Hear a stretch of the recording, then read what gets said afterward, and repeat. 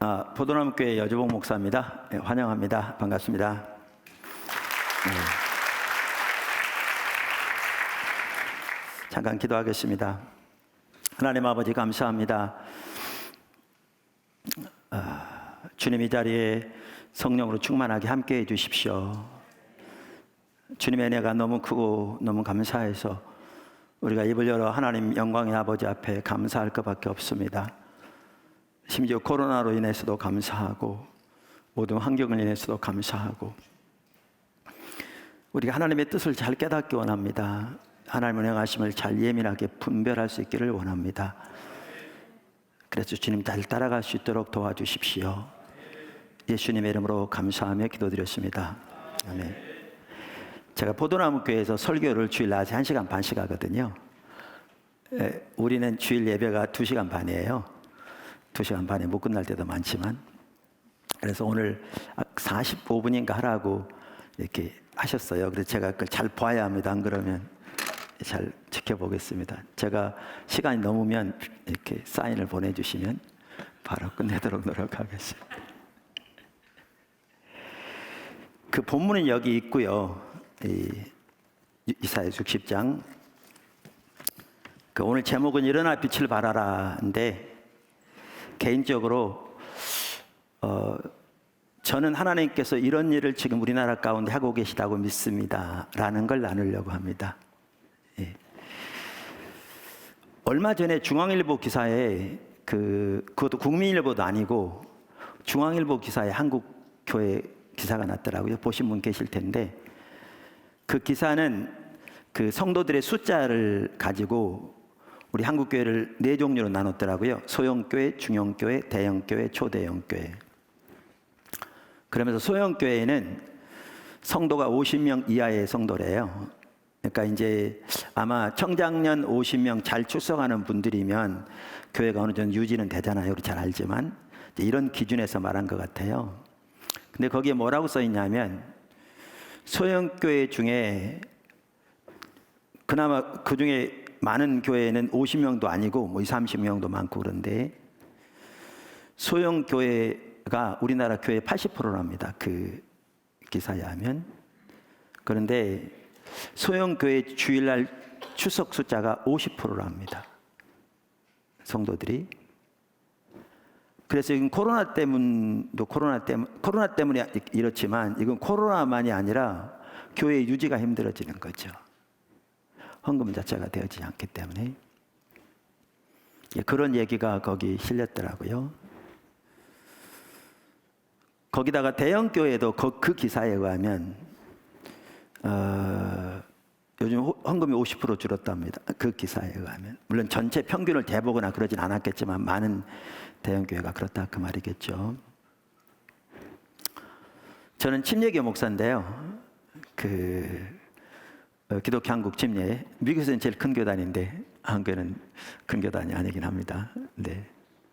교단이 중요하지 않습니다만, 우리 교단에서 지난주에 코로나 시대에 어떻게 할 것인가 목회자 세미나가 열렸어요. 주로 대형교회 목회자 중심으로. 그런데 한 대형교회 목사님, 그 교회 매우 큰 교회입니다. 50% 성도 참석한다고 그러더라고요. 근데 문제는 이 사태가 언제 끝날지 모르지만 끝난다고 해서 남은 식구들이 교회로 다 돌아올지는 제가 보기에는 큰 의문입니다. 한국 교회가 그동안 심각하게 침체되어 있었는데 이 코로나 때문에 더 침체될 수 있습니다. 이게 정치에서 나왔던 얘기인데, 지지율이 바닥까지 떨어졌다 그러니까 바닥만 있는 게 아니고 지하도 있다 그랬는데, 한국 교회가 지금 그런 상황에 처해 있다고 저는 믿습니다.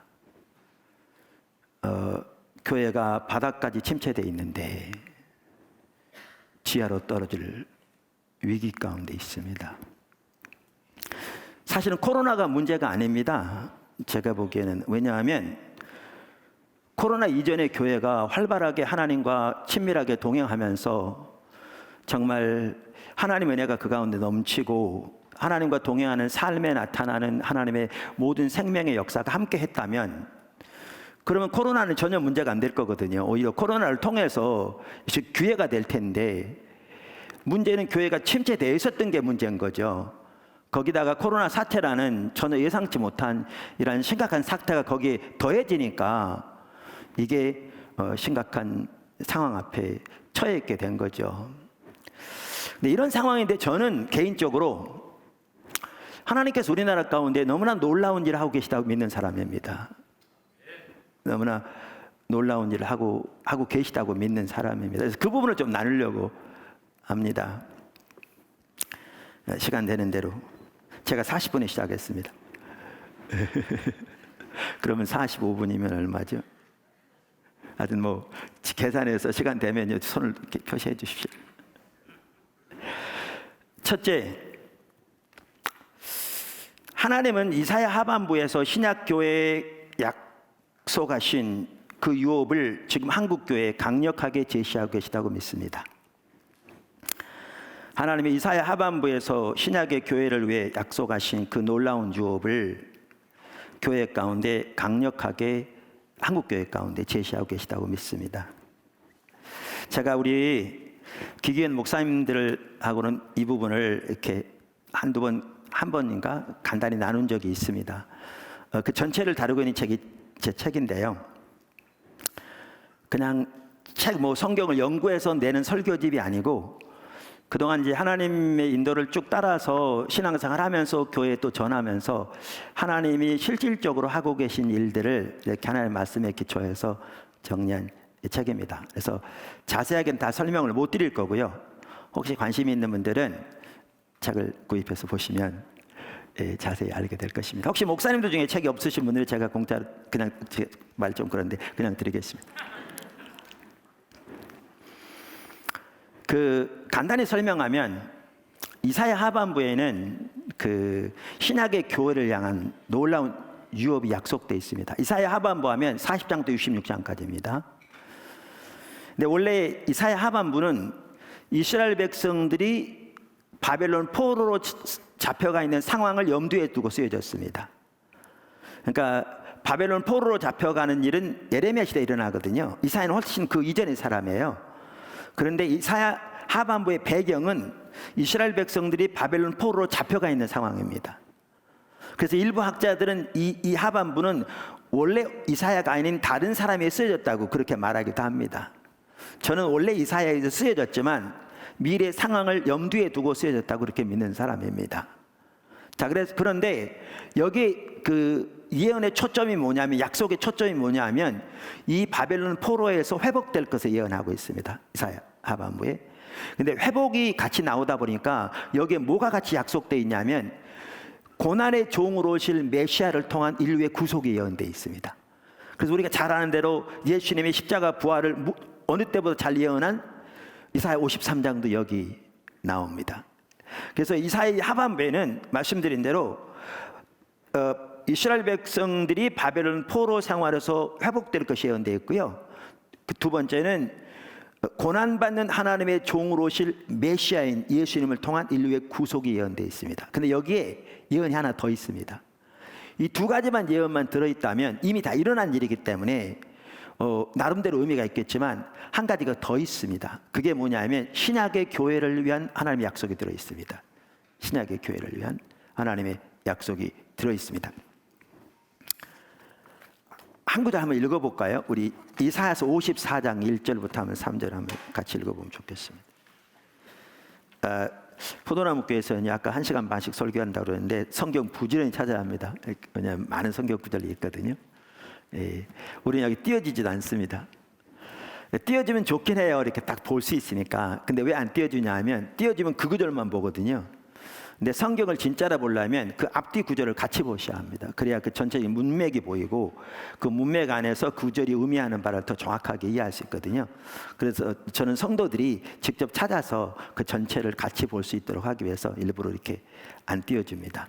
그래서 여러분도 좀 이렇게 번거롭긴 해도 한번 이렇게 어떤 교회에서 이렇게 하시겠지만 이렇게 같이 한번 찾아왔으면 좋겠습니다. 자, 1절부터 3절입니다. 같이 읽을까요? 잉태하지 못하며 출산하지 못한 너는 노래할지어다. 산고를 겪지 못한 너는 외쳐 노래할지어다. 이는 홀로 된 여인의 자식이 남편 있는 자의 자식보다 많음이라 여호와께서 말씀하셨느니라. 내 장막터를 넓히며 내 처소의 휘장을 아끼지 말고 널리 펴되 너희 줄을 길게 하며 너희 말뚝을 견고히 할지어다. 이는 내가 좌우로 퍼지며 내 자손은 열방을 얻으며 황폐한 성읍들을 사람 살 곳이 되게 할 것임이라. 아멘. 너무나 놀라운 약속이죠. 그렇죠? 이 약속이 우리에게 이루어지면 너무나 좋겠죠. 그런데 이 약속이 누구에게 주신 약속이냐는 거죠. 이 약속이 이 본문에서. 자, 그러면 아까도 말씀드린 대로 제가 이사야 하반부에는 신약의 교회를 위한 하나님의 약속이 나온다 그랬습니다. 그러면 신약의 교회를 위한 하나님의 약속이 어디에 나오느냐, 어떻게 그거를 알 수 있느냐, 이렇게 말할 수 있는데요. 이사야 하반부에는 종이 나옵니다. 종이 세 종류가 나옵니다. 이 종의 정체를 보면 이제 신약의 교회를 위한 약속을 볼 수가 있습니다. 이사야 하반부에 나오는 제일 처음에 나오는 종은 이스라엘 백성입니다. 그러니까 성경에 보면 이스라엘 백성들 종이라고 써 있습니다. 제가 한 구절을 읽겠습니다. 이사야서 41장 8절에 보면 이렇게 되어 있습니다. 나의 종 너 이스라엘아, 이렇게 써 있습니다. 그러니까 여기에 보면 하나님의 종으로서 누구를 가리켜요? 이스라엘을 가리켜요. 이스라엘. 그 외에도 44장 1절, 45장 4절 등에 보면 동일한 내용이 나옵니다. 그 다음에 또 다른 종류의 종이 나오죠. 어떻게 보면 가장 근본적이기도 한데, 이사야 하반부에 누가 나옵니까? 고난받는 하나님의 종으로 오실 메시아가 예언되어 있습니다. 종으로 오실 메시아. 우리가 너무나 잘 아는 구절이죠. 그래서 종의 노래, 예수님이 고난받는 하나님의 종, 메시아에 대한 종의 노래라고 그러는데 그게 4개가 있습니다. 4개가. 재미있는 사실 아십니까? 성경 몇 권이죠? 66권입니다. 이사야가 총 66장이에요. 구약 성경이 39권, 신약 성경 27권이잖아요. 이사야 전반부가 39장이고요. 후반부가 27장이에요. 신약 성경에는 예수님에 관한 기록인 복음서가 4개 나와요. 이사야 하반부에는 고난받는 하나님의 종으로 오실 메시아에 대한 종의 노래가 4개 있어요. 신약 성경은 뭘로 시작하면 세례 요한의 노래로부터 시작합니다. 새하늘과 새 땅으로 끝납니다. 이사야 하반부는요, 세례 요한의 오심에 대한 예언으로부터 시작해서 새하늘과 새 땅으로 끝납니다. 뿐만 아니라 이사야 하반부에는 심지어 신약 성경이 없이도 예수님을 통한 대속을 알 수 있을 만큼 너무나 놀라운 예언이 기록되어 있습니다. 그래서 이사야 하반부를 많은 학자들은 구약의 복음, 고대인을 위한 복음, 제5복음 이렇게 얘기하기도 합니다. 그래서 이사야 하반부에는 이와 같이 고난받는 하나님의 종으로 오실 메시아가 예언되어 있습니다. 근데 또 다른 종류의 종이 나옵니다. 이게 이제 우리의 오늘 관건입니다. 또 다른 종류의 종이 나오는데 이 종들은요, 복수로만 나옵니다. 그러니까 이사야 53장 이후에는 종이 더 이상 단수로 나오지 않습니다. 복수로만 나옵니다.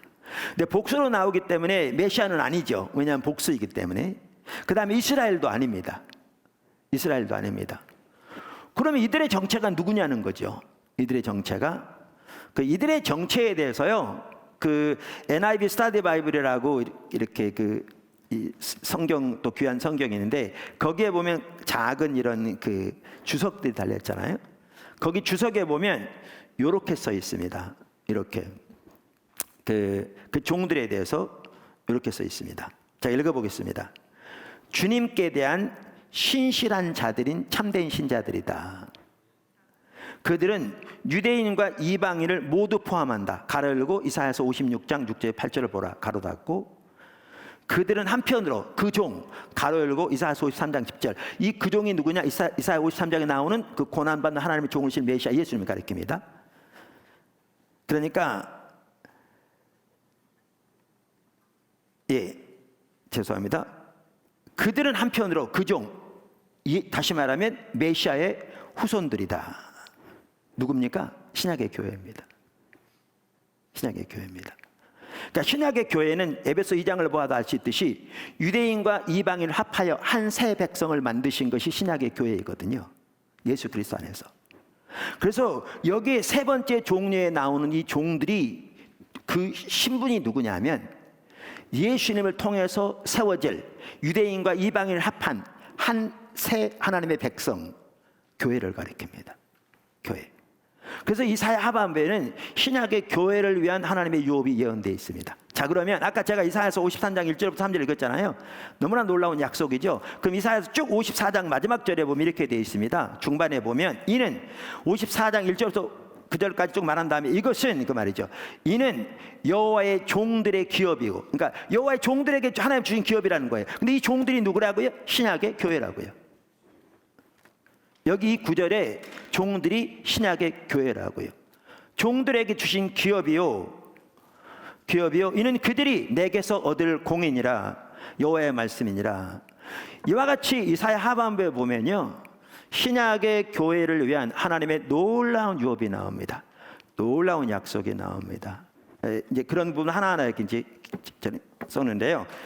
제목만 이렇게 몇 가지 말씀드리면 놀라운 회복의 유업이 나오고요, 놀라운 부흥의 유업이 나오고요, 놀라운 성령의 역사의 유업이 약속되어 있고요, 열방의 유업이 그들에게 주어진. 그래서 여기도 보면 열방을 얻게 될 거라고 이렇게 되어 있거든요.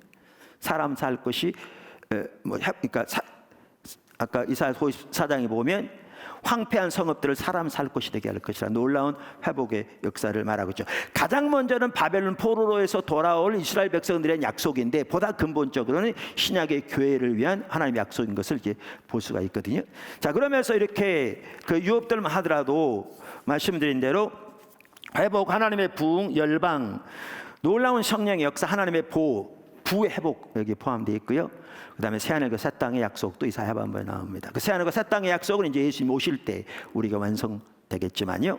자, 그럼 이 놀라운 그 유업들이 신약의 교회에 주신 유업들이라면 오늘날 우리가 다 신약의 교회인데 왜 우리 가운데 이 약속들이 안 이루어지고 있느냐는 거죠. 하나님께서 이 어마어마한 약속들을 우리에게 주셨는데 왜 신약의 교회는 이 약속과는 너무나 멀리 이토록 심각하게 침체되어 있냐는 거죠. 우리 나름대로 종교적인 모양과 프로그램과 의식들이 있을지 몰라도 하나님의 살아있는 실제적인 역사가 교회와 성도들 삶 속에 철저히 거치고 왜 이론만 남아있느냐는 거죠. 왜? 우리가 아까 같이 기도하고 많은 목사님들이 애통해하는 것처럼 교회는 세상의 빛이요 이 세상을 하나님의 인도 안에서 정말 이렇게 하나님께 영광을 돌리는 변화시켜야 되는데 왜 믿는 사람들의 삶에는 우리는 그들만의 리그에 불과하고 자기들의 이익 집단에 모여져 있고 왜 오히려 안 믿는 사람들의 조롱거리가 되며 때로는 그들의 도움이 필요한 그러한 집단으로 전락했냐는 거죠. 성경이 이토록 놀라운 약속을 그러니까 유업을 약속하고 계신데 왜 그렇게 됐냐는 거죠. 다 신약의 교회인데 문제는요, 하나님의 모든 유업이 그렇듯이 하나님의 모든 약속이 그렇듯이 이 유업이 십자가의 복음에 주어지게 되어 있습니다. 십자가 복음에 주어지게 되어 있습니다. 이 모든 유업들은 십자가 복음의 유업입니다. 십자가 복음의 유업입니다. 사실 성경이 이렇게 말하고 있습니다. 그럼 성경 어디에 그렇게 말하고 있느냐? 갈라디아 4장에 보면 명확하게 나옵니다. 자, 신약 성경 갈라디아 4장을 한번 보시면요, 여러분 잘 아시다시피 갈라디아서는 사도 바울이 그 병이 들어서 걸려서 쉬러 갔다가 세워진 교회잖아요. 그래서 오히려 이방인들에게는 시험 들 요소가 많았죠. 왜냐하면 천지를 창조하신 만군의 여호와 하나님의 사도라고 하나님의 복음을 전했다고 왔는데 병 들어왔잖아요. 그러면 안 믿는 이방 사람들의 보기에는 너나 잘하세요 밖에 안 되잖아요. 근데 사도 바울이 그 얘기를 하고 있습니다. 그렇게 시험 들 만한 것이 있었음에도 불구하고 하나님의 역사로 그들이 사도 바울을 받아들이되 예수 그리스도처럼 받아들인 거죠. 하나님의 사자로. 그래서 복음을 놀라우게 받아들여서 교회가 놀라우게 세워질 뿐만 아니라 얼마나 사도 바울을 사모했든지 심지어 눈이라도 빼어서 내어줄 정도로 필요하면 그렇게 사모하고 사랑했죠. 그리고 그렇게 세워진 교회가 갈라디아 교회죠. 제가 시간 아끼기 위해서 그 구절들을 안 읽었는데 성경에 보면 명확하게 나옵니다. 그런데 사도 바울이 갈라디아 지역을 떠난 이후에 사도 바울이 세운 거의 모든 교회에서 그랬듯이 거짓 복음을 가르친 자들이 와서 교회를 오염시켰습니다. 그 거짓 복음의 핵심이 뭐냐면, 그 당시의 핵심이 뭐냐면, 예수를 믿는 믿음만 가지고는 부족하다, 예수를 믿는 믿음에 더해서 할례를 받고 유대인의 전통을 지켜야 한다, 이렇게 가르친 자들이었습니다. 다시 말하면 예수를 믿는 믿음에다 육체를 의지하는 걸 더해야 한다, 그 말이죠. 근데 예수를 믿는 믿음에다 육체를 의지하는 것을 더하면 그게 율법주의 신앙이거든요. 그것은 전적으로 육체를 자기 요력으로, 자기의 세상적인 어떤 규례를 지킴으로, 자기의 어떤 종교적인 행위를 행함으로 하나님 앞에 의롭게 되고자 하는 것과 정확하게 똑같은 거거든요. 그래서 그들을 갈라디아서는 개들의 행악자들이라고 말하죠, 사도 바울이. 자, 그러면서 갈라디아 4장에서는 성경에 보시면 아브라함의 두 아들이 있었잖아요. 이삭, 누가 있었죠? 이스마엘. 원래 성경은 비유적으로 해석하면 안 됩니다. 성경은 문자적으로 해석해야 합니다.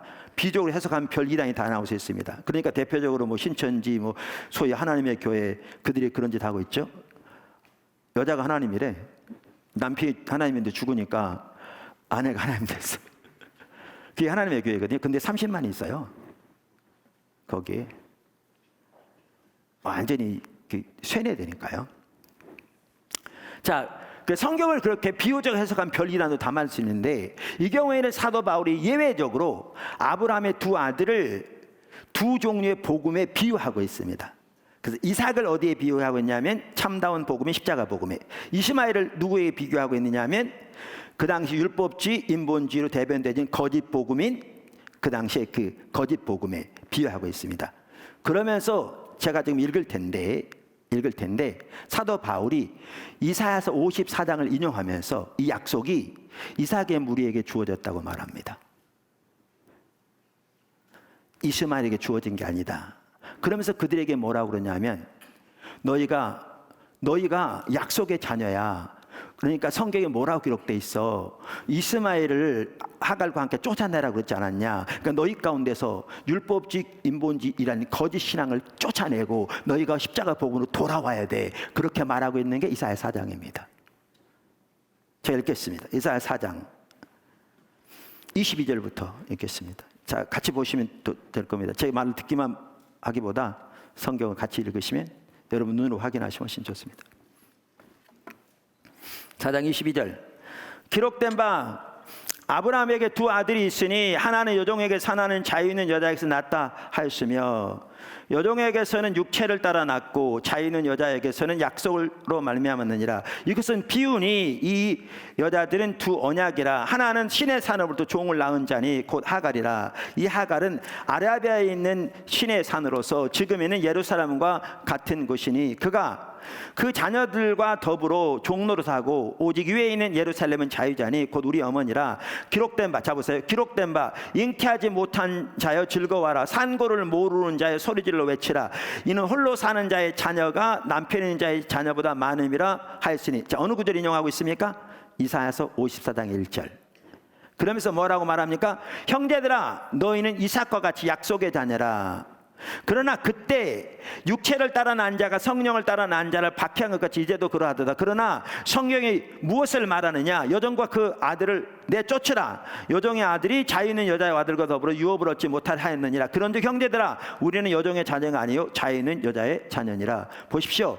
갈라디아서가 왜 써졌습니까? 이렇게 율법주의적, 유대주의적 가치관을 가진 거짓 복음으로 빠졌을 때 그들을 돌이키기 위해서 눈물로 쓴 편지가 갈라디아서입니다. 내가 너희를 왜 다시 해산하는 수고를 한다. 너희가 여태까지 수고한 게 헛되게 되었느냐? 너희가 성령으로 시작했다 육체로 마치겠느냐? 이렇게 강력하게 주장하는 게 지금 갈라디아 전체입니다. 자, 그런데 여기 보십시오. 이 둘을 비유로 들면서 뭐라고 말하느냐? 이사야서 54장을 인용하면서 이 약속이 누구에게 주어졌다고요? 이삭의 무리에게. 다시 말하면 십자가 복음에. 그러면서 아까 말한 율법주의, 인본주의로 대변되는 거짓 신앙 체계는 유업을 받지 못할 거라. 그러니까 내가 쫓으라 그 말이잖아요. 철저하게. 여종훈 목사가 이사야 하반부에 신약의 교회를 위한 하나님 유업이 나온다. 저뿐만 많은 학자들이 이렇게 얘기합니다. 그런데 그 별 의미 없을 수 있어요. 사람의 의견이니까. 아무리 학자들이 말해도. 근데 여기 보면 사도 바울이 이사야서 54장 1절 인용하면서 그게 신약의 교회에 준 유업이라고 말하고 있습니다. 이건 성경입니다. 그리고 그 유업이 십자가 복음에 주어질 거라고 말하고 있습니다. 무슨 말이냐면 지금 이것을 보면 한국교회가 왜 이렇게 침체되어 있는가?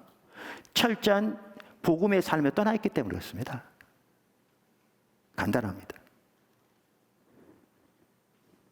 십자가 복음의 삶에 떠나 있기 때문에 그렇습니다. 그러니까 침체되는 거죠.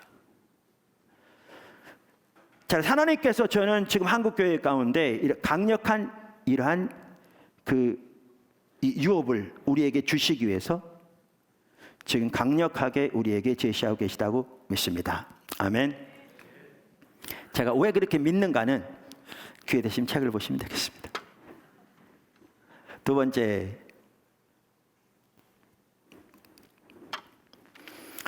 하나님은 이 일을 위해 우리의 다음 세대를 하나님께로 돌이키시려고 작정하셨습니다. 아무도 아멘이 없으시구나. 괜찮아요. 포도나무교회 가끔 외부 강사들이 오시면요, 왜 아멘 안 했어요? 아멘 따라서 하세요. 이놈 교회는 아멘도 할지도 몰라 그러거든요. 우리는 아멘 안 시킵니다. 그래서 아까도 말한 대로 예배를 2시간 반씩 드린다니까요. 설교마다 1시간 반씩 하고. 외부 강사님들 오면 놀란 게 있어요. 저한테 하는 얘기가. 그게 뭐냐 하면 설교를 시작하자마자 성도들이 딱 적을 준비를 다 하더래요. 딱 꺼내고 딱 적을 준비. 너무나 놀랍더래요. 전체적으로. 근데 제가 시킨 것도 아니고요. 그러니까 하나님의 길을 배워서 하나라도 그 길을 따라 살기를 열망하기 때문에 그래요. 그래요. 그래서 뭐 아멘 아멘 이렇게 시키지 않아요. 예. 그래도 정말 그렇게 주님 뜻대로 살고자 이렇게 고민해요. 자, 근데 제가 그 얘기 하려고 그런 게 아니라 저는 하나님께서 이 하나님의 놀라운 역사를 위해 우리나라 다음 세대를 하나님께로 돌이키려고 작정하셨다고 저는 믿습니다.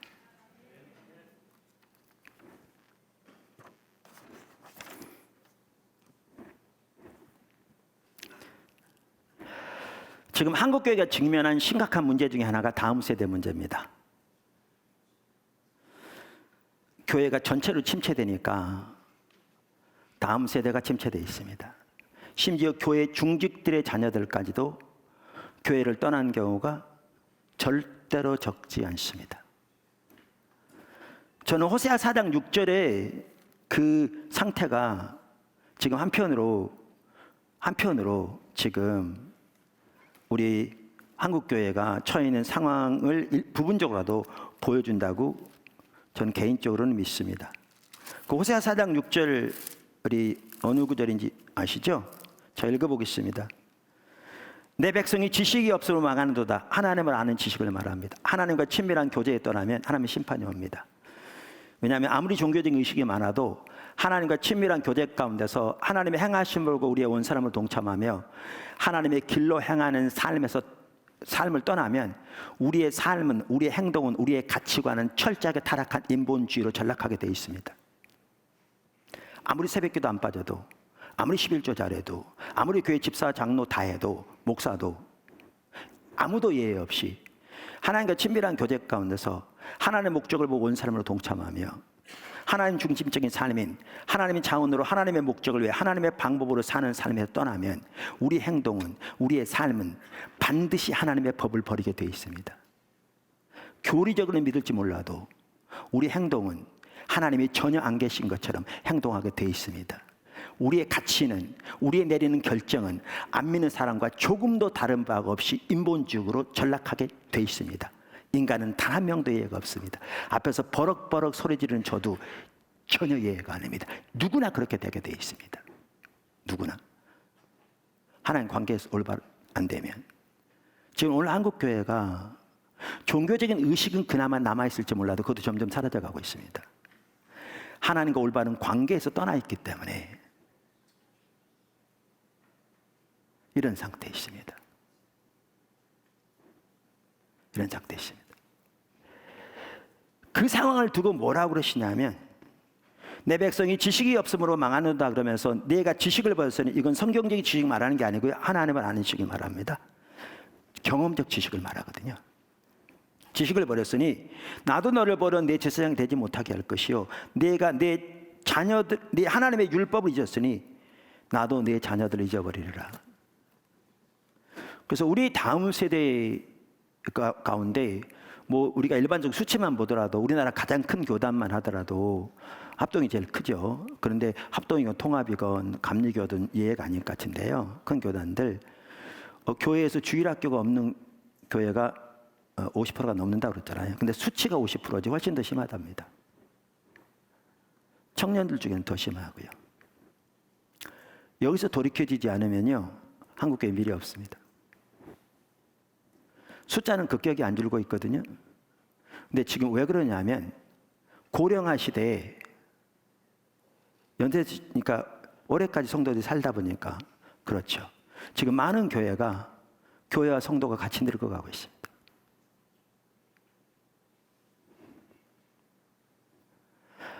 부정적인 얘기만 해서 죄송합니다. 아는 얘기인데.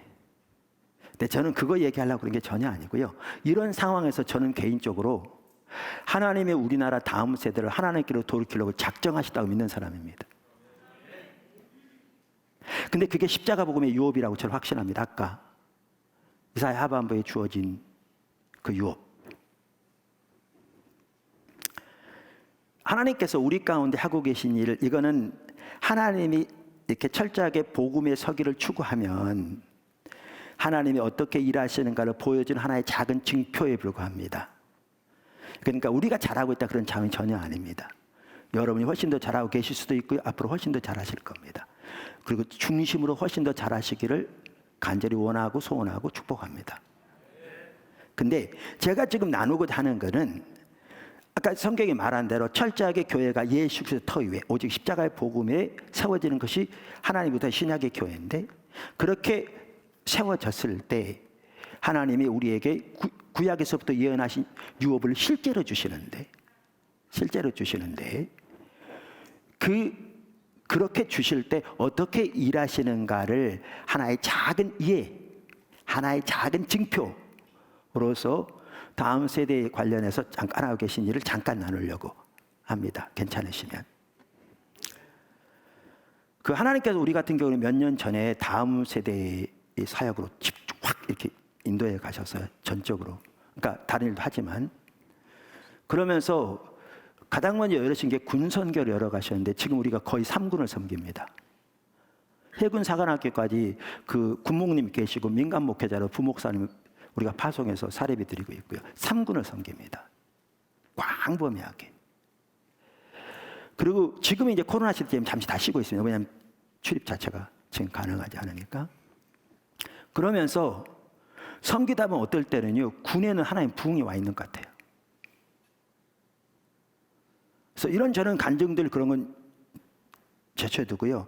그리고 그래서 또 학군단 같은 경우에는 113개 학군단이 있거든요. 우리가 113개 대학의 학군단에 다 간사들 세워서 신을 섬기고 있었고요. 그 다음에 공군 ROTC 학교에도 이제 들어가려고 준비하고 있습니다. 제가 아까 말한 지금 코로나 때문에 지금 아무 데도 못 들어가고 있습니다. 잠깐 쉬고 있습니다. 거기다가 군과 캠퍼스를 연결시키기 위해서 지금 180개 대학의 간사들이 세워져 있습니다. 우리나라 총 403개 대학입니다. 간사들이. 우리는 대학이 403개입니다. 캠퍼스가 있는 곳이. 2년제까지 합해서. 우리의 목표는 403개 대학의 전체 간사들을 세우는 것입니다. 그래서 군과 캠퍼스를 연결하기도 하고요. 또 캠퍼스를 섬기는 겁니다. 우리가 또 이 청년 선교를 통해 섬기는 것 중에 하나가 뭐냐 하면, 우리 20대 젊은이들을, 30대 젊은이들을 1년씩 단기 선교로 외국에 보내는 겁니다. 그 2명을 짝 지어 보내고요. 그 다음에 6개월에 2명 보내면 1년 돌아올 때 2명 같이 가, 4명이 항상 같이 있습니다. 우리의 목표는 그들을 통한 사역이 아닙니다. 그들을 훈련시키기 위한 겁니다. 그래서 가서 언어부터 배웁니다. 그 나라 언어부터. 1년 부지런히 배우면 요즘 젊은이들 똑똑해서 그 나라 언어를 하스라요. 웬만큼. 그리고 선교사님 도우면서 사역을 배우고요. 지도 선교사님 있는 데로 가니까 사역을 배우고요. 그들이 언어를 배우고 사역을 배우고 관계를 배우고 리더십을 배우고 섬김을 배우고 큐티 등 영적으로 무장되어지고 정말 놀라운 변화가 일어납니다. 정말. 지금 세계국에 12명이 나가 있습니다. 포도나무 교회만 보내는 게 아니고요. 봄교회적으로 함께 보내려고 합니다. 지금도 포도나무 교회에 젊은이들 나가 있습니다. 점점 확대되는 거지. 12개에서 16개 이렇게 쭉. 우리가 그냥 보낼 때 그냥 보내는 게 아니고요. 처음에 포도나무 교회만 보낼 때는 한 명당 한 달에 매월 100만 원을 지원했습니다. 한 팀 4명 보내려면 400만 원 지원되는 거죠. 다음 세대를 키우기 위해서. 지금은 어떻게 하느냐면 다른 교회에서 이렇게 가기 원하면 우리가 심사해서 이렇게 신실한 사람이면 신앙훈련을 시켜서 파송하고요. 본인이 주변에서 50만 원까지 후원 약적을 받아오면 사단법인 청년선교라고 법인을 따로 만들었는데 거기에서 50만 원을 지원해 줍니다. 100만 원이면 생활합니다. 지금 코로나 때문에 잘 움직이지 못하는데도 그들이 들어오라고 하지 안 들어옵니다. 왜냐하면 움직이지 못할지라도 거기 있는 게 그만큼 영적으로 훈련되어지고 좋아서 안 들어옵니다. 우리의 목표는 매년 250개 지역에 1000명을 보내는 겁니다. 군이 살아나고 캠퍼스들이 무장되어지면 1000명 보내는 거 금방 보낼 수 있습니다. 그 돈은 어디서 나서? 저는 한국 교회 성도들이 이 하나님의 비전을 보고 매년 1000명씩 젊은이들이 나가서 이 놀라운, 정말 놀랍게 바뀝니다. 그들의 바뀐 삶은요, 진짜 놀랍습니다. 얼마 전에는 구TV에서 저하고 KWM의 사무총장인 조영주 사무총장 둘이 있고, 그 다음에 다녀온 두 젊은이들 같이 구TV 사장님이 그 사회해가지고 이 얘기 나누는데 완전히 그 녹화하는 시간이 하나님 압도하셨습니다. 하나님 하신 일들 보면서. 그러면서 이 놀라운 일들을 보면 정말 다음 세대가 근본적으로 돌이켜지는데, 한 달에 10,000원 후원하는 사람, 그게 그 아무리 봉개 성금만이 해도 그분들이요 5만 명만 모아지면 매년 1000명을 보낼 수 있습니다. 그리고 직장으로 연결되어집니다. 직장으로. 저는 이게 돌아가게 되면요, 우리의 다음 세대는 근본적으로 바뀔 것 같아요. 또 이러고 있는데 지금 한 30분 지났군요. 네. 어느 날 갑자기 이 생각이 들더라고요. 그럼 10대는 어떡하지? 청년들은 다 지금 군 캠퍼스 20대잖아요. 10대는 어떡하지? 지금 우리가 어려서부터 하나님 중심적으로 철저하게 십자가 복음의 아이들을 양육하면요, 너무나 놀랍게 바뀝니다. 정말 놀랍게 바뀝니다. 정말. 우리 선교원도 있고 우리 아동부도 있고, 아동부도 예배를 1시간 반씩 드릴 거예요. 정말 놀랍게 바뀝니다. 선교원에서 예를 들면 그 자폐아로 해가지고 적응 못한 아이들이 몇 명이 치유된 적이 있습니다. 왜냐하면요, 주님의 인자가 함께 하니까요. 그런데 아동부, 중고등부는 하나님이 너무나 놀랍게 함께 하시는데, 청년부도 그렇지만, 그럼 우리나라의 10대는 어떻게 섬기나? 그래서 이제 출범하는 게 T미션이라고 10대 사역을 시작합니다. 근데 문화가 핵심이겠더라고요. 10대는. 그런데 어떤 일이 일어났는 줄 아십니까? 제가 우리 잘한다고 자랑하려고 그런 게 전혀 아니까 말씀드렸잖아요. 철저하게 교회가 십자가의 복음의 토대에서 하나님이 주도해 가시면 이게 우리의 계획이 아니고 하나님이 앞서 가시니까 주님이 일하세요. 우리는 그냥 따라가는 것에 불과해요. 그리고 지금 제가 나누는 것들은 하나님이 실제로 성경에 말씀하신 대로, 약속하신 대로 이루신다는 것을 보여주는 하나의 작은 징표라고요. 그보다 훨씬 놀라운 일들이 여러분을 통해서, 여러분의 교회를 통해서 이루어질 거라고요. 그 얘기하려고 하는 겁니다. 그 얘기하려고, 진심으로 그렇습니다. 문화사역의 핵심이거든요. 그랬더니 어떤 일이 일어난 줄 아세요? KWMA는 아시죠? 우리 한국세계선교협의회, 우리나라 모든 선교단체 전체 연합이 한국세계선교협의회입니다. 이런 협의회가 있는 나라가 거의 없거든요. 근데 우리나라에는 각 교단 선교협의회뿐만 아니라 모든 선교단체들의 그 협의회가 돼 있죠. 그걸 KWMA라고 그러는데요. 한국세계선교협의회. 지금 조영직 사무총장님 계시죠. 제가 거기 운영이사 중에 한 명인데 그 산하에 문화선교단체가 2개가 있어요. 하나는 산하 기관인 문화원, 이름 정확하게 기억이 안 있고요. 하나는 문화선교위원회가 있어요. 이 문화선교위원회는 우리나라 문화사역하는 귀한 사역자들이 연결돼 있어요. 전체적으로. 근데 어떤 일이 일어난 줄 아세요? 이게 인간이 노력한다고 되는 게 아니고요. 제가 하고 싶다고 뭐 해라 이런 차원이 아닌데, 이 단체 문화원에는 제가 이사장이 됐고요. 이 문화선교위원회는 제가 위원장이 됐어요. 무슨 말이냐면 10대 사역을 이끌어 가시면서 문화가 핵심인데 하나님이 갑자기 우리나라 문화 사역자를 중심에 딱 갖다 놓으셨어요. 주님이 공급하세요. 자, 보세요. 이 문화원 같은 데서는 이름이 정확하게 생각나는 어떤 일을 하냐면 앞으로 우리나라 문화를 이렇게 선양하는 거예요. 그래서 우리 앞으로 하려고 하는 게 뭐냐면요. 이름은 캄보디아 같은데 수학 선생을 보내요. 젊은이들. 그 나라 교육을 이렇게 업그레이드하고 그 나라를 섬기기 위해서. 근데 누구를 보내려고 하냐면요. 우리가 훈련시키는 젊은이들을 보내려고 합니다. 그들이요. 가서 뭐 하느냐. 음악 선생님 합니다. 우리는 일터 사역도 우리의 소명의 핵심이잖아요. 신실하게 탁월하게 가르쳐야 돼요. 그 나라를 위해서, 그 나라 다음 세대를 위해서, 그 나라의 젊은이 위해서. 문제는 뭐냐면 이들이 다 선교사인 거죠. 샤멜길 기도학교 우리 초중고등학교 되고 있는데 하나님이 너무나 귀하게 함께하고 계십니다. 제가 넘어가겠습니다. 그냥. 그러니까 제가 지금 다른 거 얘기하려고 그런 게 아니고요.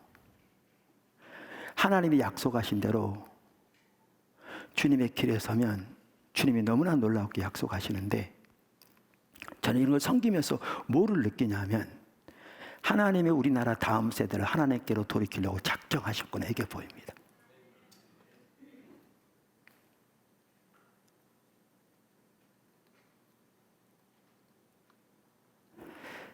재밌는 얘기 하나 해드릴까요? 이런 식입니다. 우리 새벽에 기도학교에 있다고 그랬잖아요. 근데 이제 저도 과거에는 교회에서 신앙적인 면만 신경 썼거든요. 근데 이제 우리 같은 경우는 하나님께서 교회에서 일터 사역과 비즈니스 애즈 미션에 대해서 인도해 가서요. 그러면서 뭘 보이시냐면 지금 세계가 포스트 모더니즘 그러면서 사고관이 완전히 세속화돼 가고 있잖아요. 세계가. 그럼 이 세계에서 영향력을 미쳐서 이 세계를 돌이키려면 기도만 가지고 안 돼요. 기도가 없이 안 돼요. 중요해요.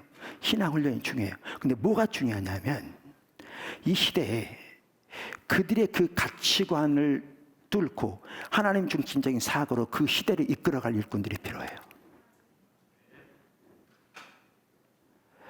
각 일터에서 국가적으로 사회적으로 그렇게 무장이 돼야 이 세대를 바꿔갈 수 있어요. 빛과 소금이라고 세상에 그랬는데 그렇게 빛과 소금의 역할을 하려면 이들 어려서부터 사고체계부터 시작해서 이걸 담을 수 있는 지적인 면에서는 무장이 돼야 돼요. 어른도 마찬가지고요. 젊은이들. 그래야 이 세대를 돌이킬 수 있어요. 그래서 우리에게 지금 학교가 있어요. 하나님 정말 귀하게 함께하고 계신데 정말 알토란 같이 아이들 잘 자라고 있어요. 그런데 뭐가 필요했는 줄 아세요? 도서관이 필요했어요. 교회에서 도서관이. 근데 지금 도서관 건물 건축하고 있어요. 이따 목사님 사모님들은 저기 카페에서 모일 텐데 그 옆에 지금 건물이 크게 올라가고 있습니다. 바닥이 180평이 넘고 5층이니까 900평이 넘게 올라가고 있습니다.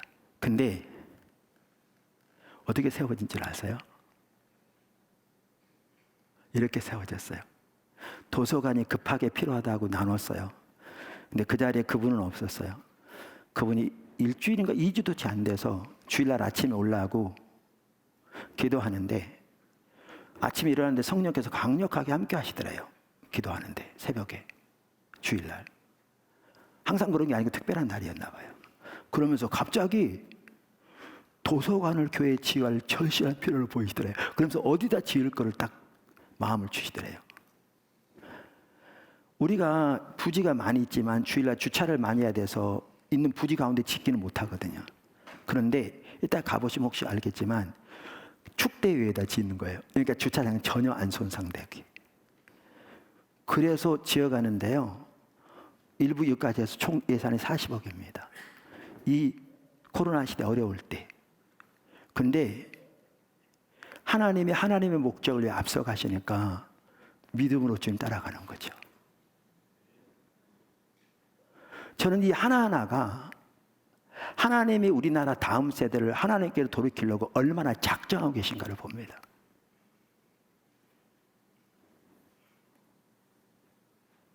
아까 말한 그러한 부분들이 근본적으로 되어지면 저는 우리나라 다음 세대는 근본적으로 하나님께 돌이켜질 거라 확신한 사람입니다. 그리고 그 일을 하나님이 하나님의 질투를 가지고 하고 계신다고 저는 믿습니다. 개인적으로. 이 모든 게 십자가 복음의 유업입니다. 십자가 복음의 유업입니다.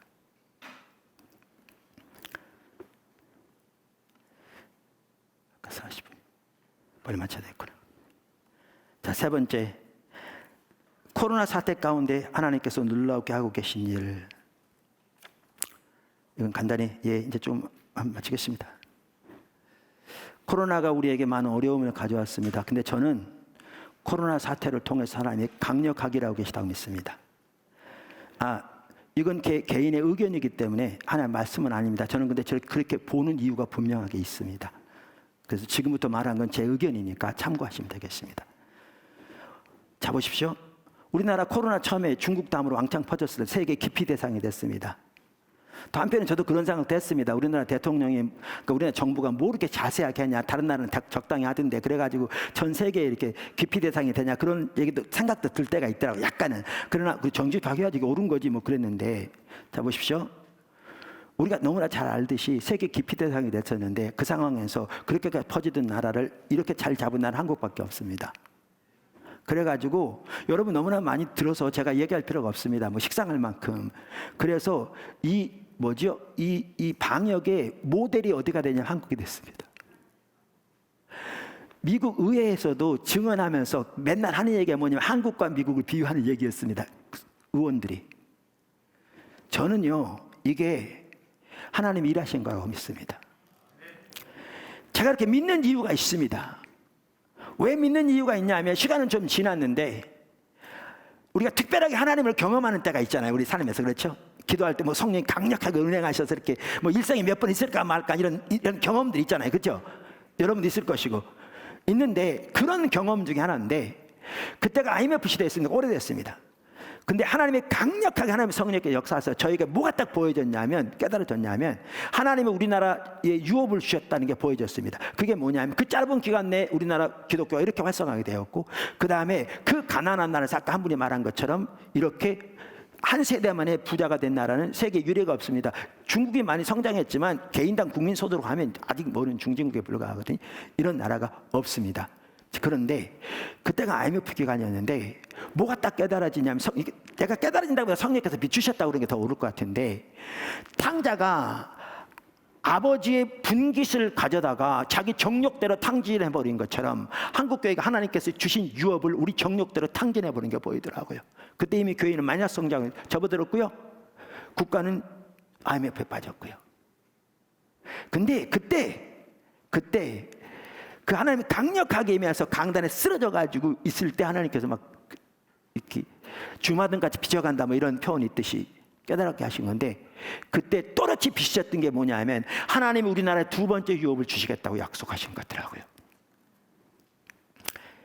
그리고 거기에는 우리나라 경제가 다시 회복되는 것이 포함된다고, 철저히 하나님 중심적으로 써야 한다고, 그게 보여졌어요. 자, 보십시오. 저는 왜 그렇게 믿냐면 우리나라가 그 짧은 기간에 세계 문화 강국이 된 것은 기적입니다. 이거 아는 사람들은. 저는 이 배후에 하나님이 있다고 믿습니다. 이번 방역도 그렇고 주님이 지금 뭐라고 계신다고 저는 믿느냐면요, 하나님이 우리나라에 두 번째 유업을 주셔서 한국교회를 살리셔서 열방을 하나님께 돌이키려고 지금 일하고 계십니다. 그분은 차곡차곡 일하고 계십니다. 그분의 일을 신실하게 하고 계십니다.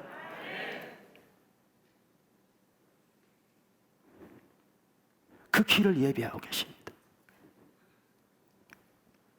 어마어마한 일을 이루실 전 세계 앞에. 근데 한국교회가 회복돼야 합니다.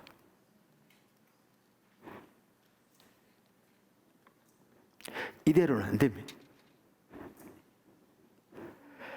회복돼야 할 절실한 필요 가운데 있습니다. 절박한 필요 가운데 있습니다. 그래서 하나님이 정말 놀랍게 함께 하시겠다고 믿고요, 저는 확신합니다. 그리고 그 모든 것들이 아까도 말씀드린 대로 저는 개인적으로는 하나님이 우리나라 두 번째 유업을 주시고 다시 교회들 회복돼지고 다시 하나님, 지금 우리나라가 세계 두 번째로 선교사 파송 국가라는데 지금 한참 6인가 떨어졌고요. 지금 이렇게 돼 있고요. 그 다음에 제가 KWM 운영이사기 때문에 잘 압니다. 이렇게 돼 있고요. 그 다음에 고령화돼 있고요. 그리고 이 상태로는 절박한 변화가 필요합니다. 특별히 코로나 사태가 닥치면서 선교사에서도 지금 정말 하나님의 은혜가 필요한 상황입니다. 그런데 하나님께서 우리나라 교회를 다시 세우셔서 열방을 하나님께로 인도하여 사용하시려고 저는 하나님이 작정하시고 하나님은 하나님의 부분을 신실하게 행하고 계신다고 저는 개인적으로 확신한 사람입니다. 저는 이게 네 번째 마지막인데, 그래서 우리가 해야 할 일이 있습니다. 그래서 우리가 회복돼야 되는데, 그래서 우리가 해야 할 일이 있습니다. 그게 뭐냐면 하나님을 찾아야 합니다. 하나님 얼굴을 구해야 합니다. 그래야 삽니다. 그래야 회복됩니다. 그래야 변화됩니다. 그게 우리가 해야 할 일입니다. 그렇게만 되어지면 정말 저는 하나님이 하실 일, 아까 말한 그 다음 세대만 하더라도요, 정말 가슴 벅찹니다. 제가 시간이 많이 또 시간도 많지 않고 이제 거의 끝날 시간 됐습니다. 제가 조금만 더 하겠습니다. 그래서 제가 그냥 그 기도 몇 분 하라고 했으니까 그까지 같이 하겠습니다. 그래서 제가 너무 또 그냥 우리 얘기만 하는 것 같고 그런 차원이 전혀 아닌데도 제가 지나갔습니다만, 또 하나님께서 사용하신 게 뭐냐 하면 40대 이하의 젊은 목회자들 중에 정말 하나님의 뜻대로 하나님 뜻이면 모든 것을 걸고 하고자 하는, 그래서 어떤 주변의 관습과 습성을 따르는 게 아니라 이 시대의 어떤 그 인본주의적인 그런 그 방식을 따르는 것이 아니라 철저하게 하나님의 말씀의 토대에서 모든 걸 걸고 하나님의 길로 서고자 하는 목회자들을 선별해서 그들을 2년 3년 동안 집중적으로 훈련 프로그램을 통해서 훈련해서 그들이 교회에 개척할 때 우리가 같이 후원하고 지원해서 같이 대학 캠퍼스를 섬기고 여러 가지 같이 섬기면서 그들을 사역하고 그 열매들을 그리 보내서 교회가 세워지도록, 이걸 영어로 NGCPP 다음 세대 교회 개척 프로젝트라고 그러는데요. 그렇게 해서 그 젊은 목회자들을 우리나라의 군단위까지 전체 세우기를 지금 추구하고 있습니다.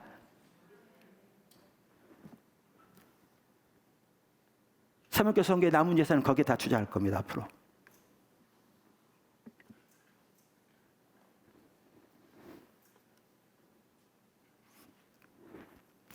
그런데 하나님을 찾아야 됩니다. 할렐루야. 그 예레미야 29장 우리가 잘 아는 내용입니다. 제가 읽어보겠습니다. 여호와의 말씀이니라. 너희를 향한 나의 생각을 내가 아나니 평안이요 재앙이 아니니라.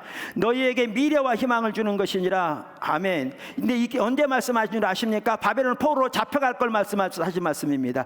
그들이 하나님 떠난 거로 심판이 와서 이방 나라를 포로로 잡혀갈 거지만 너희를 향한 내 계획은 궁극적으로 희망이야, 그 말입니다. 우리는 이 구절만 가지고 그냥 축복 그러는데 그건 전혀 틀린 말입니다. 바벨론 포로로 잡혀갈 걸 두고 하신 말씀입니다. 그러면서 뭐라고 그러냐면 너희가 내게 부르짖으면 내게 와서 기도하면 내가 너희들의 기도를 들을 것이요 우리는 많은 경우에 이렇게 포로로 잡혀갔을 때 부르짖어 기도만 하면 될 줄 압니다. 아닙니다. 기도해야 합니다. 기도만 가지 안 됩니다. 제가 보증할 수 있습니다. 하나님 말씀에 기초해서. 다음 구절에 이렇게 말합니다. 너희가 온 마음으로 나를 구하면 나를 찾을 것이요 나를 만나리라. 기도해야 합니다. 근데 기도만이 아니라 근본적으로 하나님을 찾아야 합니다.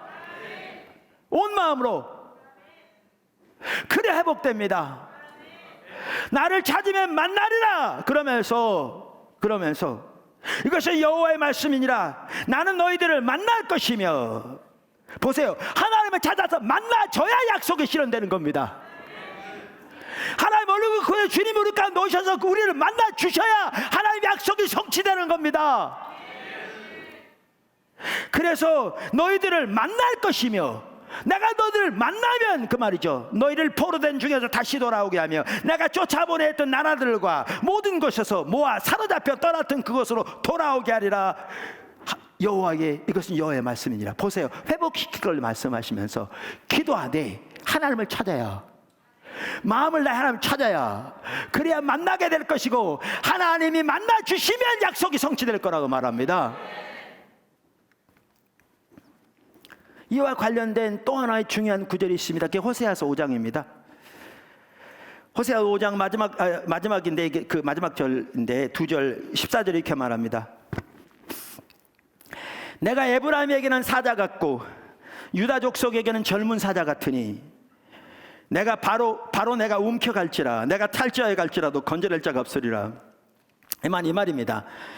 그 정글에서 젊은 사자, 그것도 사자 중에도 젊은 사자가 먹이를 움켜쥐면 아무도 못 뺏어가잖아요. 그런 것처럼 이스라엘 백성과 남방 유다의 죄로 인해서 하나님께서 북방 이스라엘뿐만 아니라 남방 유다도 심판하실 걸 지금 말씀하신 겁니다. 그러니까 젊은 사자가 먹이를 움켜쥐면 아무도 못 뺏어갈 것처럼 이것을 아무도 막지 못할 거라, 지금 그 뜻입니다. 내가 그들의 죄를 반드시 그들을 심판할 거라. 근데 심판도 하나님의 사랑이 표현하는 걸 믿으시죠? 아멘. 하나님은 속성이 사랑이세요. 심판도 하나님의 사랑의 표현입니다. 그래서 다음 절에 보면 하나님 왜 심판하신가가 나옵니다. 그들의 죄 때문에 심판하시는데 왜 심판하시고, 바로 다음 절에 나옵니다. 이렇게 말합니다. 그들이 죄를 뉘우치고 내 얼굴을 구하기까지 내가 내 곳으로 돌아가리라. 하나님 문제를 거두시겠단 말입니다. 그들이 고난받을 때 나를 간절히 구하리라. 왜 심판하시는가? 하나님을 찾기 위해서 심판하십니다. 그리고 이 구절에서 보아도 아시듯이 하나님을 찾는다는 말은 그저 우리의 필요와 목적과 도움을 위해, 우리의 필요와 목적을 위해서 하나님 도와주세요 구하는 것을 말하는 게 아닙니다. 성경에서 하나님을 찾는다는 말은 하나님 그분을 알기를 구하는 걸 말합니다. 그분의 뜻을 알기를, 그분의 의중을 알기를, 그분의 길을 알기를 구하는 겁니다. 그래서 그분과 함께 있기를 추구하는 것이 성경의 말 하나님 찾는 겁니다. 근데 여기도 보면 하나님을 찾아야 된다, 하나님을 찾기 위해서 심판이 온다 이렇게 말하잖아요. 그 하나님 찾는 것을 다른 말로 여기 뭐라고 표현하는가? 하나님 얼굴을 구하는 것으로. 그러면 하나님 찾고 하나님 얼굴 구한다는 말이 뭐냐? 바로 그 다음 절에 나오죠. 그 다음 절은 몇 절이죠? 이게 마지막 절인데 6장 1절입니다. 원래 원문에는요 장절이 없어요. 쭉 연결되어 있습니다. 바로 다음 절이 뭐냐? 6장 1절입니다. 이렇게 말합니다. 오라 우리가 여호와께로 돌아가자. 우리를 치셨으나 도로 낫게 하실 것이요 우리를 치셨으나 싸매어 주실 것입니다. 3절. 그러므로 우리가 여호와를 알자. 힘써 여호와를 알자. 그의 나타나심은 새벽빛같이 어김없나니 비와 같이 땅을 적시는 늦은 비와 같이 우리에게 임하시리라. 그러면 이게 하나님을 찾는다는 말은, 하나님을 구한다는 말은 하나님을 알기를 간절히 힘쓰는 것을 말하는 것이고, 그렇게 하나님을 알기를 구하여 찾고 찾으면 아침이 되면 반드시 해가 뜨는 것처럼 하나님이 임하시겠다 이렇게 약속하십니다.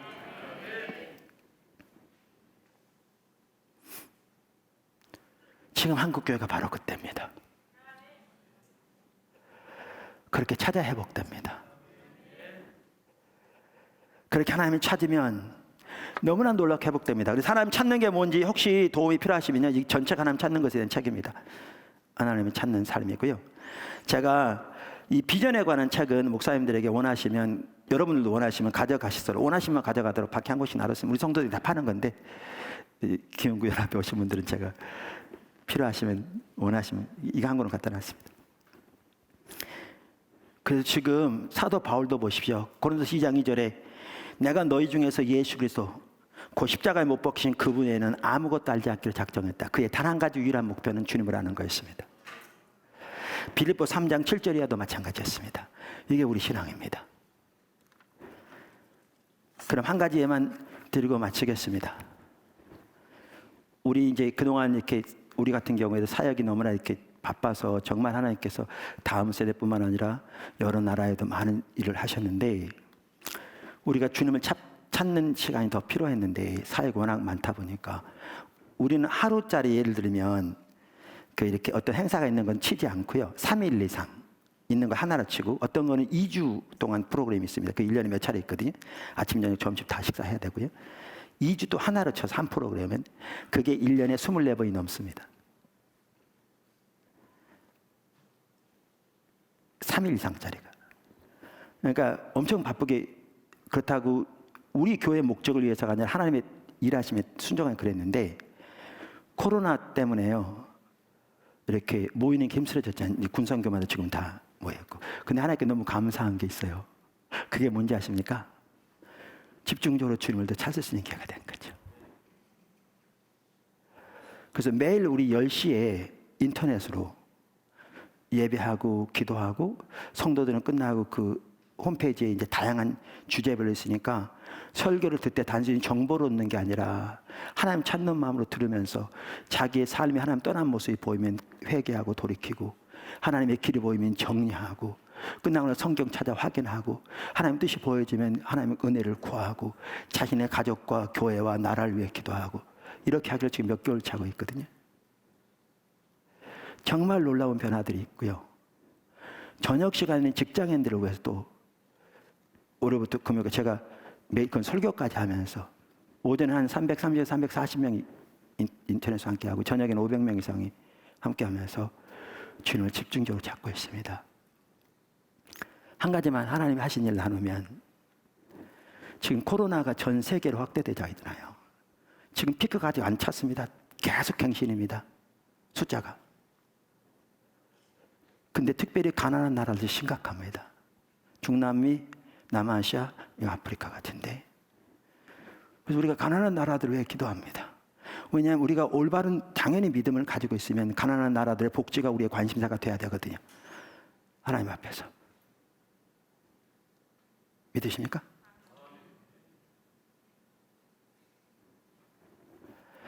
근데 그 필요가 너무너무 커서 이건 미국 같은 선진국이 나서야 되는데 자기들도 지금 발등에 불 떨어져가지고 트럼프 대통령만 하더라도 자국 우선주의 해가지고 전혀 이렇게 이런 부분을 뭐하고 있으니까 또 이런 국제단체가 모여야 되는데 이번에 WHO만 하더라도 오히려 이렇게 주변에서 불신받고 그러니까 나설 때가 이렇게 되니까 정말 기도가 절박하더라고요. 다행히 CNN 같은 데 보니까 여러 기업들이 나서지만 그거 해봐야 얼마 되지도 않은 거죠. 근데 우리는 교회도 조그마한 교회가 뭐 그렇게 작은 교회는 아닙니다. 그러니까 큰 교회도 아니고 크담고 작다면 작지만 이건 뭐 근데 우리가 아무것도 안 할 수는 없잖아요. 그래서 기도하는 중에 여러 가지를 위해 기도하지만 하나님 향해서 기도하지만 가난한 나라들을 위해 기도하기 시작했어요. 은혜를 베풀어 달라고, 긍휼을 베풀어 달라고. 할 말이 별로 없더라고요.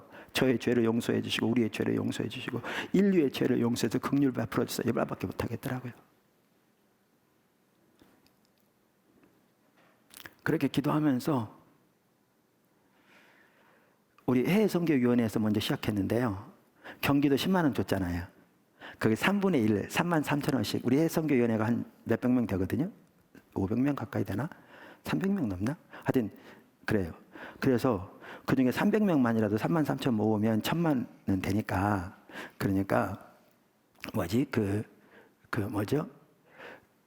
식량이 너무나 필요해. 주변에 그 선교사님들 주변에 거기에 5군데 200만 원씩 보내서 우선 급하게 식량을 살 수 있도록 그렇게 한다고 세보라고 그랬어요. 그래서 시작한 지 얼마 안 됐는데 제가 여기 아침에 기도회를 인도하는데 그때는 의외로 외국교회 성도들도 많이 함께하고 있거든요.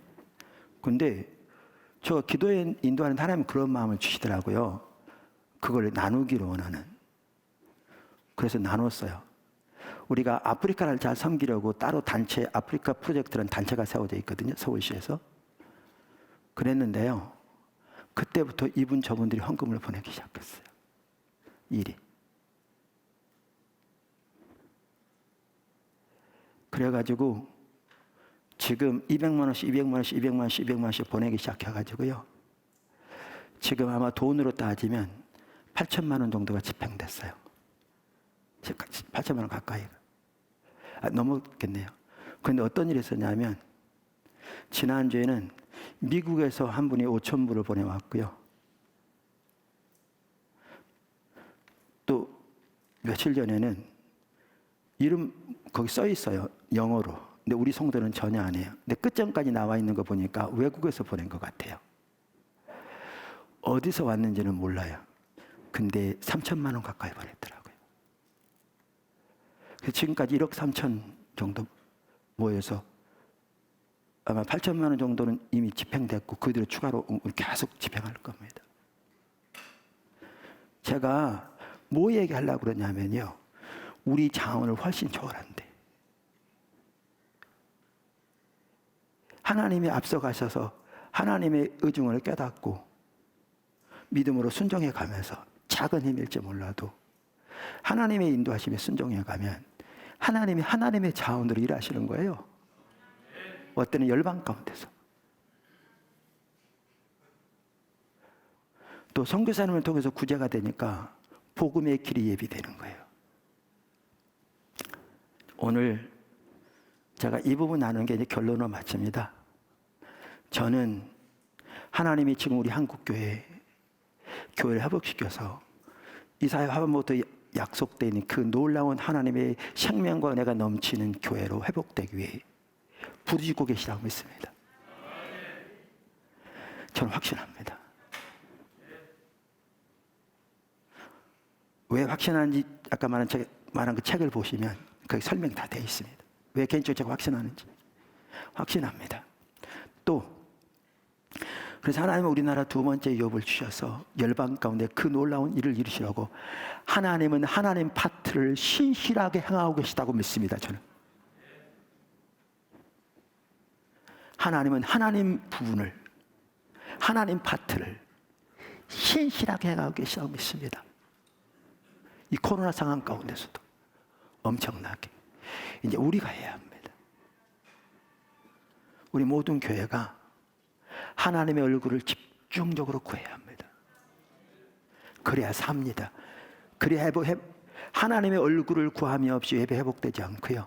하나님의 얼굴 구함이 없이 신앙 회복되지 않고요. 하나님의 얼굴 구함이 없이 삶이 변하지 않습니다. 세속적인 가치가 끊어지지 않습니다. 하나님이 아무리 우리를 빚어가기 원하셔도 우리가 자기중심적인 삶으로 자기가 원하는 것만 선별적으로 받아들이는데 어떻게 빚어집니까? 불가능합니다. 진정으로 하나님의 얼굴을 구하는 삶이 되어야 하나님을 집중적으로 찾아야 우리의 삶이 바뀝니다. 그래서 이 정말 한편으로는 이 놀라우게 하나님이 일하고 계신 이 시기에 우리 기흥구연합회 교회들부터 정말 하나님을 찾는 그 놀라운 하나님께 돌아가서 오늘 본문이 왜 이건 줄 아십니까? 전 하나님이 오늘날 이 선택 안에 우리를 부르고 선택하라고 하신다고 저는 믿습니다. 다시 읽어볼까요? 이제 마칩니다. 일어나라 빛을 발하라. 이는 내 빛이 이르렀고 여호와의 영광이 내 이마에 있음이라. 보라 어둠이 땅을 덮을 것이며 캄캄함이 만민을 거리려니와 오직 여호와께서 내 위에 임하실 것이며 그의 영광이 내 위에 나타나리니 나라들은 내 빛으로 왕들은 내 비추는 내 광명으로 나오라. 이게 무슨 말이냐면요. 우리나라는 좀 덜 느낄지 몰라도 세계적으로 한편으로는 어둠이 땅을 덮으며 캄캄함이 만민을 가리는 것과 같은 상황에 우리 처했습니다. 이 상황에서 우리가 하나님을 찾지 않으면 어둠에 휩쓸릴 수밖에 없습니다. 아무리 예수를 믿어도. 교회는 침체되고요. 침체는 깊어질 겁니다. 너무나 자명하게 보여집니다. 그런데 이 시기에 우리가 하나님의 얼굴을 집중적으로 찾으면 그들에게 하나님의 영광으로 임하실 겁니다. 그래서 일어나 빛을 발하게 될 것이고요. 그 영향력이 열방에 미치는 하나님의 역사가 있을 겁니다. 반드시 있을 겁니다. 그걸 지금 선택하라고 하시는 겁니다. 하나님 찾기를 선택하는 우리 기흥연합회 모든 성도님들 되기를 예수님의 이름으로 축복합니다. 감사합니다. 마쳤습니다. 기도하겠습니다. 하나님, 우리 통성을 한번 기도하죠. 네, 우리 설교를 들으셨기 때문에 우리 자신을 위해서, 우리 기흥연합회를 위해서, 또 용기총을 위해서, 우리 영인시의 교회들을 위해서, 이 나라의 교회들을 위해서, 무엇보다 자신을 위해, 자기 가족들을 위해서 하나님 을 보달라고 우리 합심의 통성으로 기도했으면 좋겠습니다. 기도하겠습니다.